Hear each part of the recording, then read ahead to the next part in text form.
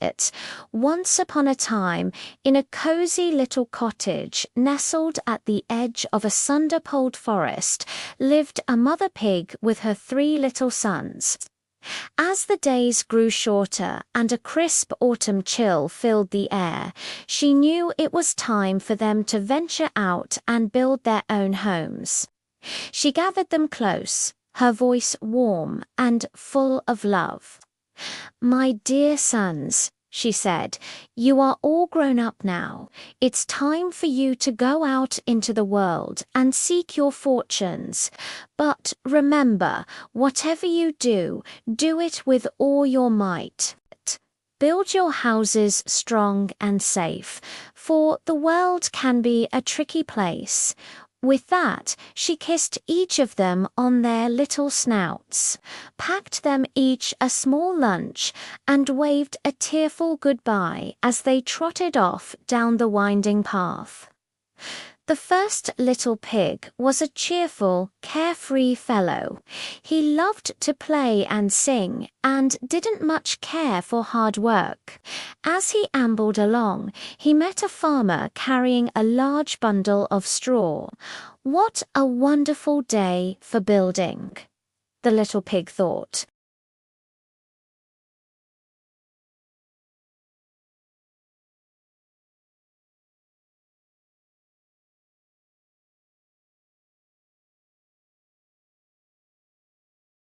The first little pig was overjoyed. In no time at all, he had huffed and puffed and piled the straw into a makeshift house.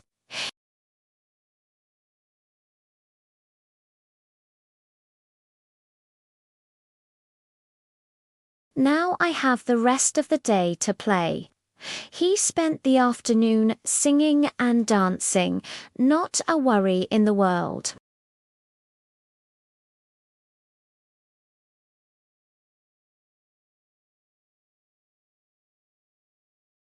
He walked a little further down the road and soon came across a man gathering a bundle of sticks. "Sticks," he thought.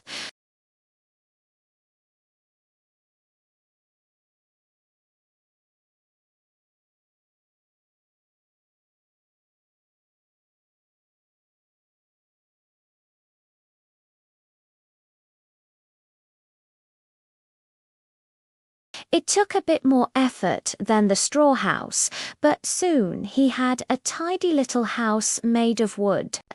"Perfect," he declared, "stronger than straw, and I still have time for a nice long nap before dinner."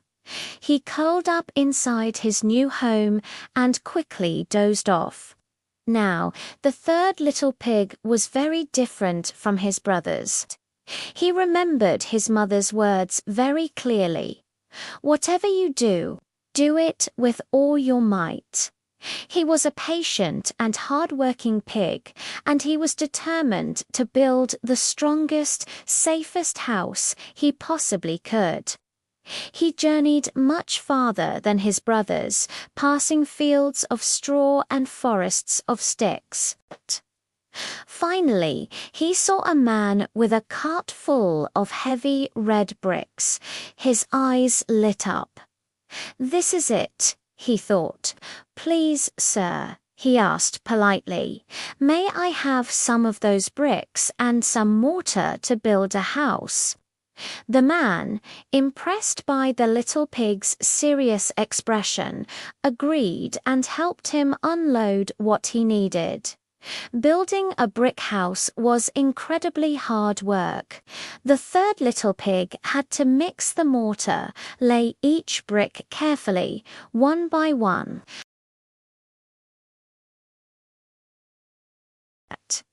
The sun beat down on his back, and his little trotters ached.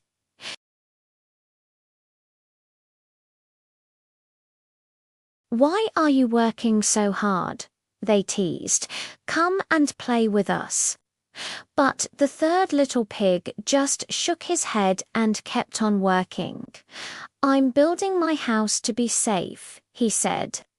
"You should have done the same.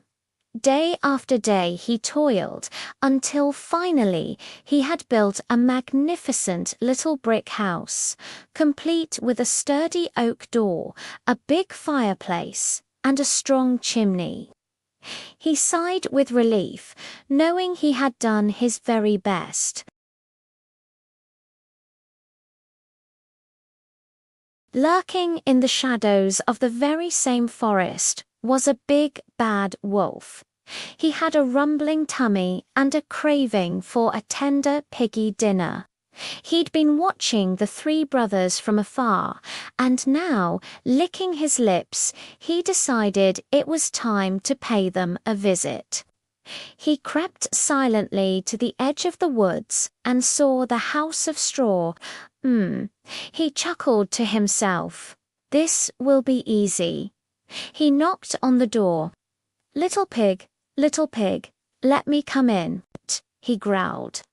The first little pig, who had been singing a happy tune, peeked through a crack and saw the wolf's big, gleaming eyes.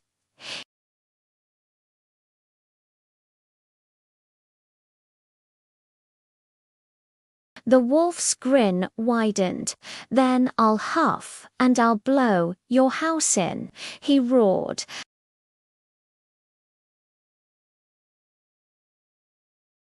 And he puffed, and with one mighty gust he blew the house of straw completely apart. Straw flew everywhere. The first little pig squealed louder than ever and ran as fast as his little legs could carry him, all the way to his brother's house of sticks. He scrambled inside, slamming the door just as the wolf arrived. He blew my house down. He panted, trembling. The second little pig, who had just woken from his nap, tried to look brave. Don't worry, this house is made of sticks. It's much stronger. The wolf, feeling even hungrier now, knocked on the wooden door. Little pigs, let me come in. His voice was a low snarl. The two pigs huddled together, their hearts pounding. Not by the hair on our chin-chins. They shouted back, their voices shaking. Then I'll huff and I'll blow your house in. The wolf bellowed. He took an even bigger breath this time. He huffed and he puffed, ... and he blew with all his might. The sticks creaked and groaned, and then, with a great crack, the house of sticks collapsed into a messy pile. The two little pigs shrieked and scrambled out of the wreckage, racing for their lives towards the third brother's house of bricks.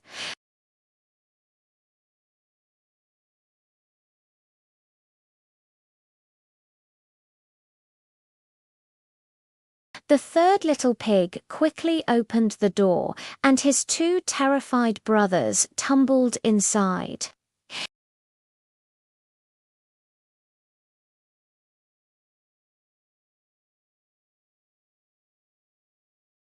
He was out of breath, but more determined than ever. Little pigs, let me come in, he roared, banging his fist on the door. The three little pigs, now feeling much safer behind the strong brick walls, replied in unison, not by the hair on our chinny-chins.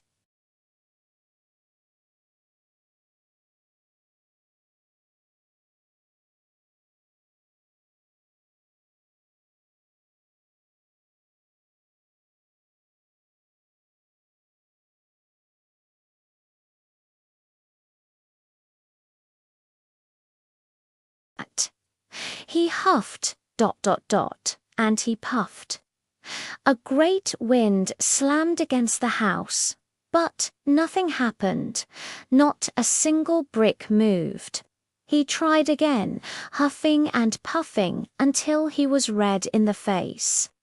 He puffed and he huffed until he was completely out of breath, but the brick house stood firm and strong.